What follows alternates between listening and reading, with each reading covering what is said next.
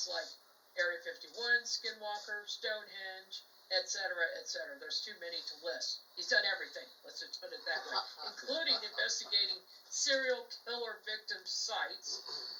He's also a journalist for the Onyx News magazine, Phenomenon magazine, Outer Limits, and more. And I'm going to bring Paul Dell on right now. Welcome, Paul. Hey, what's up there, Margie and Race? What's going on? So good to see you. Hey, not too bad, not too bad. Happy Halloween. And, Happy Halloween. And you're right, I am the Demon Warrior. Oh, there we go, the Demon Warrior, yes. Well, we're all about spooky, scary stuff tonight, so please tell us a scary story. Ooh, man, I got some. Do you want a scary ghost story or a scary demon story? Oh gosh, could we have both? Yeah, we'll give it a shot. Okay. All right. Okay, I'll start off with the ghost story first.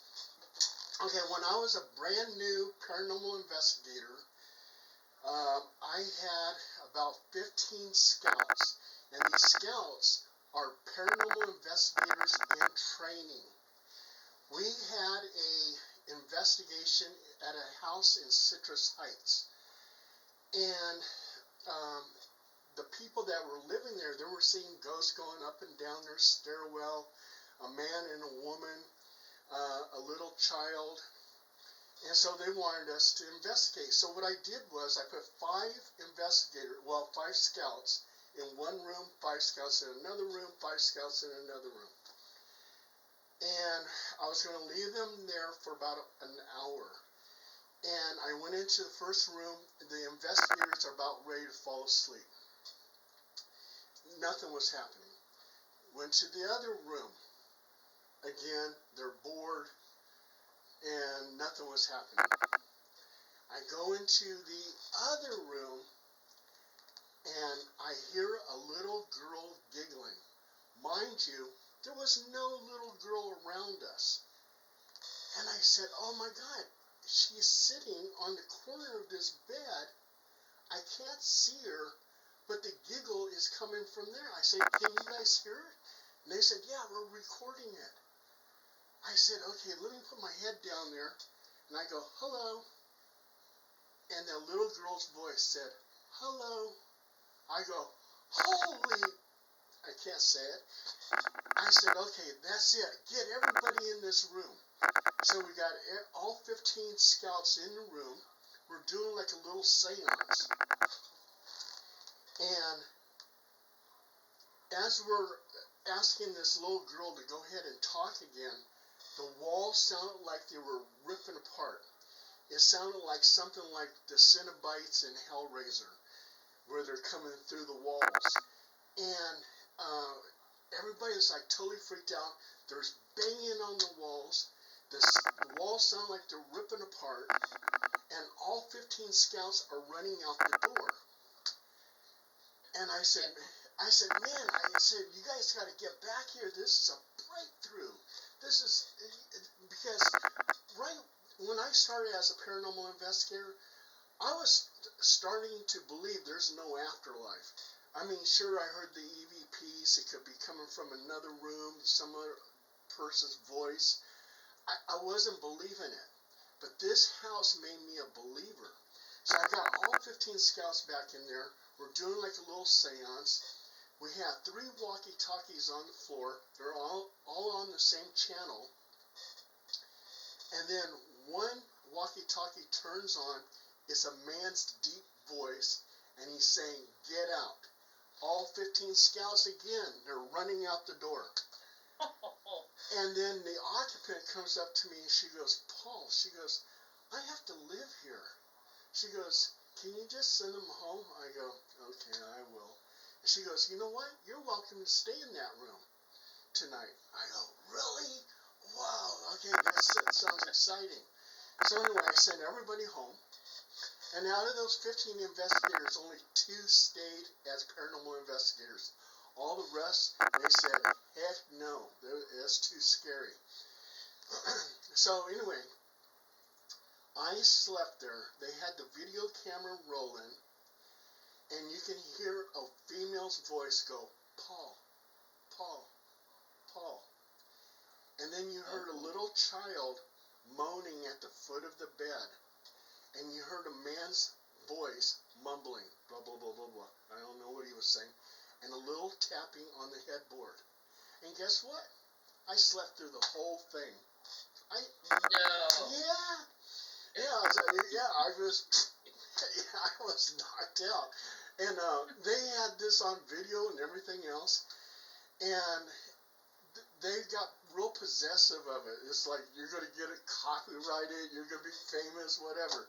They wouldn't allow me to have the video. But till this day,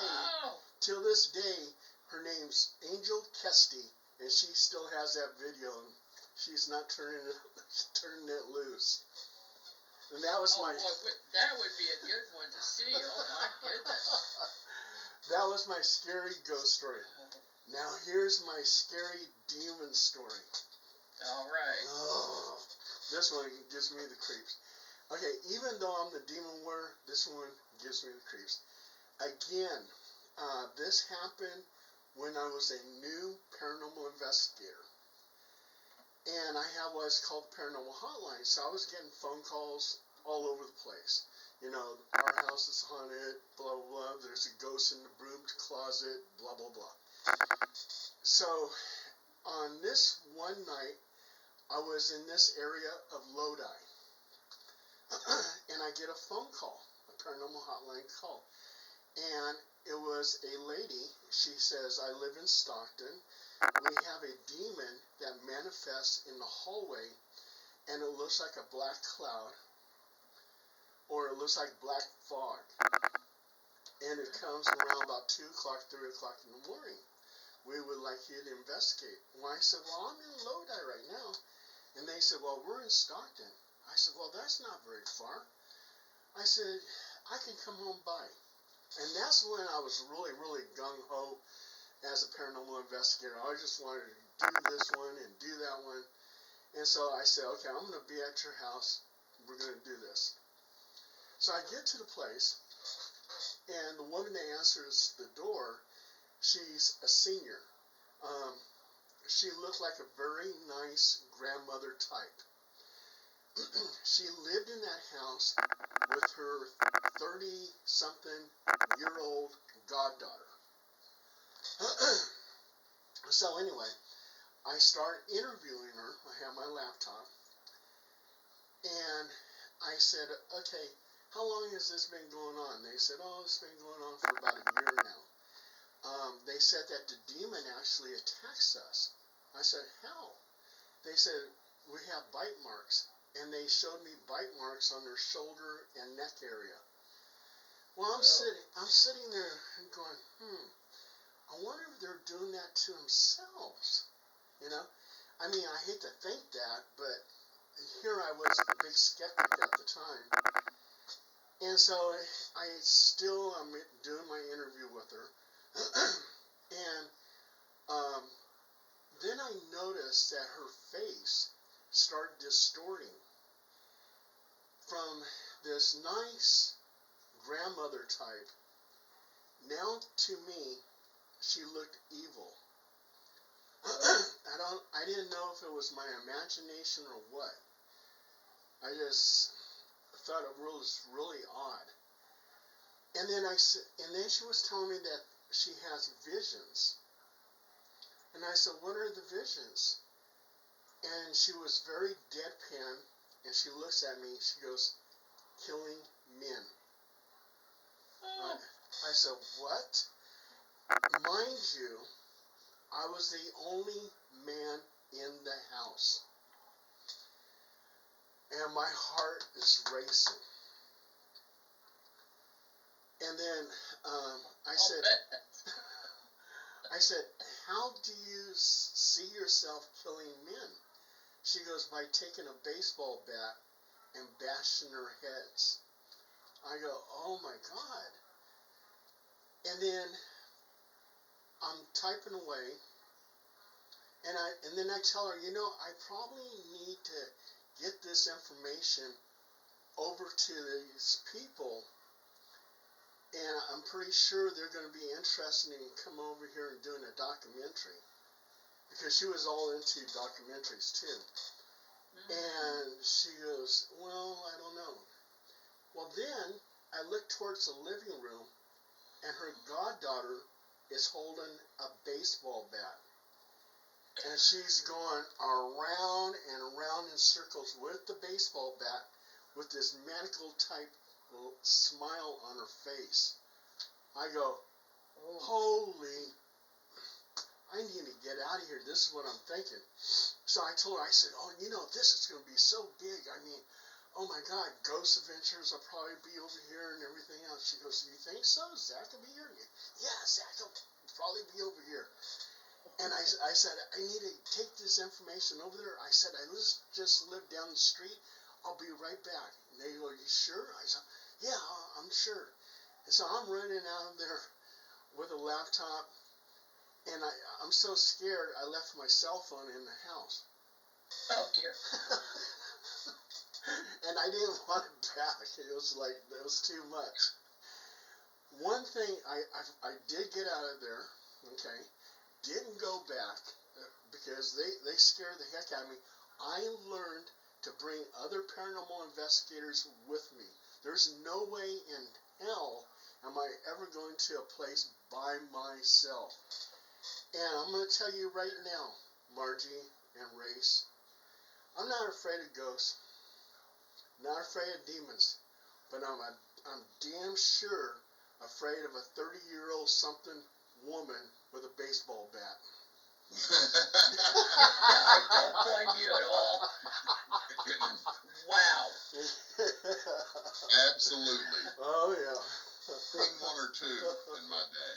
Oh, my God. You know, It sounds like they were both possessed. Oh, man, they were. I actually believe that they were possessed.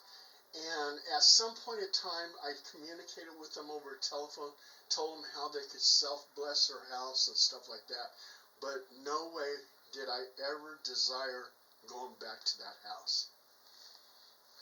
No, I don't blame you, and No. that's a heck of a story. that's the only way I'm going to go to that house is only if I could bring Margie and Race with me. Yeah, no. well, I can tell you this. I'll say no. I've got a lot of friends that are, paranormal investigators, ghost hunters, whatever you want to call it. They had tried to get me to do it,